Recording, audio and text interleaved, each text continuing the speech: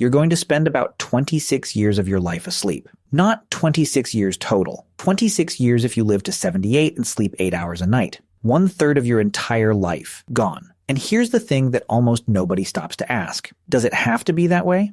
Most people assume sleep is just fixed. You need 8 hours. That's biology. That's non-negotiable. But that's not quite right. And the real answer reaches all the way into the future of our species. Sleep is not one thing. It never was. Your brain cycles through 4 distinct stages roughly every 90 minutes while you sleep. Stage 1 is light drowsiness, lasting maybe 5 minutes. Stage 2 is actual sleep. Your heart rate slows, your body temperature drops, and your brain produces bursts of electrical activity called sleep spindles. Stages 3 and 4 are deep, slow-wave sleep. This is where your body does its real repair work. Growth hormone floods your bloodstream. Damaged tissue gets rebuilt. Your immune system ramps up. And then there's REM, rapid eye movement sleep, where almost all your dreaming happens. REM is when your brain consolidates memories, strips emotional charge off stressful experiences, and rewires itself. Here's the critical detail. Not all of these stages are equally efficient. Deep, slow-wave sleep dominates your first 3 hours. REM dominates the last 2,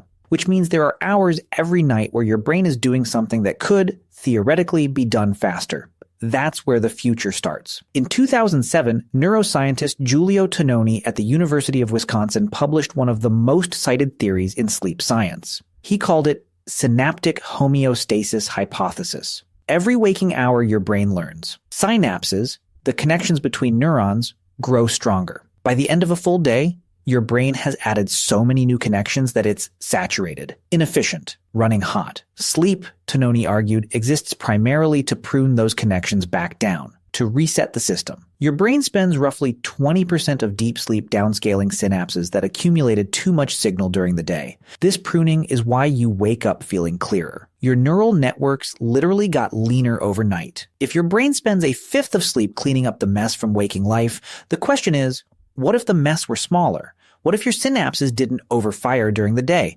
You wouldn't need as much sleep to reset them. And this is not theoretical. Evolution has already run this experiment multiple times. Different species sleep radically different amounts. Elephants sleep 2 hours a night. Giraffes average about 4.5. In 2005, Jerome Siegel at UCLA analyzed sleep data across 27 species and found that brain size relative to body mass was one of the strongest predictors of sleep duration. Bigger relative brains, in general, needed more sleep. But here's the twist. Within primates, the pattern inverts. Humans have the largest brains relative to body size of any primate, and we sleep the least. Our closest relatives, chimps, orangutans, baboons, all sleep between 9 and 13 hours a night. We sleep 7 to 8, sometimes less. Something happened during human evolution that made our sleep more efficient. In 2015, Siegel published a study on 3 hunter-gatherer societies: the Hadza of Tanzania, the San of Namibia, and the Tsimane of Bolivia. They averaged just 6.4 hours of sleep per night, and they showed almost no signs of the insomnia or sleep disorders that plague industrialized populations. The 8-hour rule may not be ancient biology,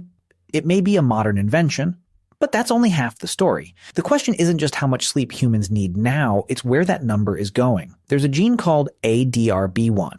In 2019, researchers at UC San Francisco identified a specific mutation in it. People who carry this mutation, about 3% of the population, naturally sleep around 6.3 hours a night. Not because they're cutting themselves short, they wake up rested.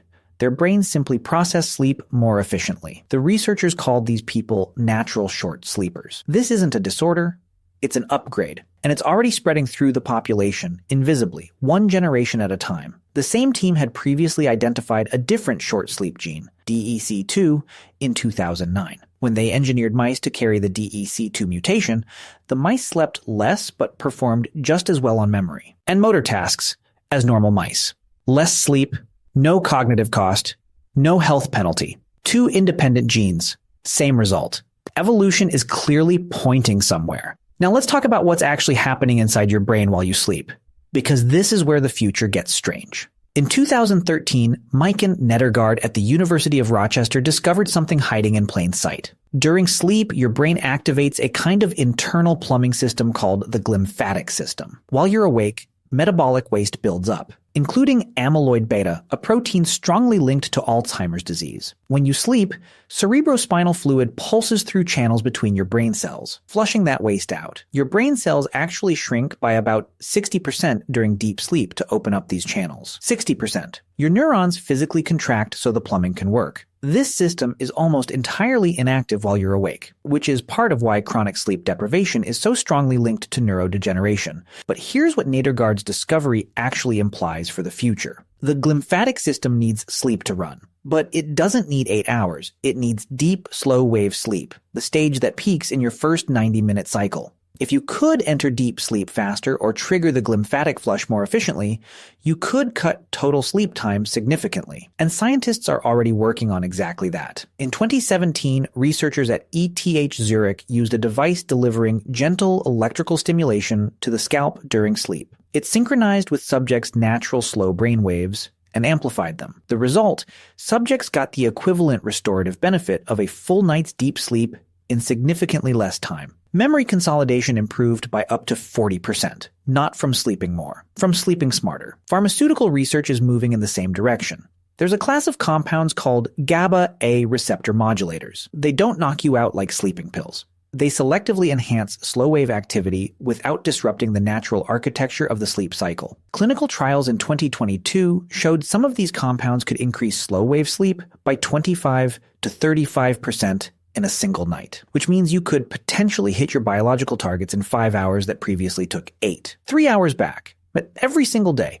Over a 78-year life, that's about 8 years of extra waking time. Now step back and think about what all of this adds up to. Genetically, humans have already evolved at least 2 separate short sleep mutations that confer no cognitive penalty. Hunter-gatherer populations without artificial light naturally sleep far less than the 8-hour standard. The fundamental biological purposes of sleep synaptic pruning, glymphatic clearing, memory consolidation, are all tied to specific stages that can be amplified or accelerated. The picture that emerges is this. 8 hours was never the destination. It was the compromise. A compromise between what your brain actually needs and how inefficiently it currently delivers it. But there's one more piece. And honestly, it changes the entire framing, because so far we've been treating sleep as a problem to be minimized, a tax on your waking life. Matthew Walker at UC Berkeley documented that adults sleeping 6 hours or fewer showed 70% less immune response to flu vaccines compared to those sleeping 8 hours. Short sleepers had significantly higher rates of cardiovascular disease, obesity, depression, and cognitive decline. After just 17 hours awake, your cognitive performance drops to the equivalent of a blood alcohol level of 0.05%. After 24 hours, it hits 0.1%, legally drunk in every state. So here's the real question. Not just whether future humans will sleep less, but whether they'll sleep less because they actually need less or because they've convinced themselves they can get away with it. Those are not the same thing, at all. The natural short sleeper with the ADRB1 mutation doesn't feel tired on 6 hours. Their biology is complete. The startup founder running on 5 hours of poor quality sleep is accumulating neurological debt they may never fully repay. The difference is in the quality and architecture of the sleep itself, not the duration alone. Future humans won't just sleep less, they'll sleep better. More deep, slow-wave sleep, delivered faster. More glymphatic clearing per hour. More synaptic pruning per cycle. The goal isn't 5 hours of bad sleep. The goal is 5 hours that does what 8 currently does. And the path there runs through genetics, neurotechnology, and pharmaceuticals simultaneously. Evolution is already showing the way. Science is just learning to follow it. Think about what you started with tonight. The 26 years. Every hour of sleep you save per night adds up to roughly 1,200 hours per decade. That's 50 extra days of waking life per decade. Over 5 decades of adult life, you're talking about nearly 250 days, almost a full year, handed back to you. Not stolen from your health, reclaimed from inefficiency. The hunter-gatherers weren't sleeping less because they were tougher. Their sleep was dense, efficient, compressed. The future of sleep isn't deprivation, it's density. And somewhere in your DNA, in a mutation carried by roughly 1 in 30 people you pass on the street, the blueprint for that future already exists. We didn't invent the need for 8 hours. We earned it by building a world that slowly broke our sleep. Fix the sleep, and you get back the years.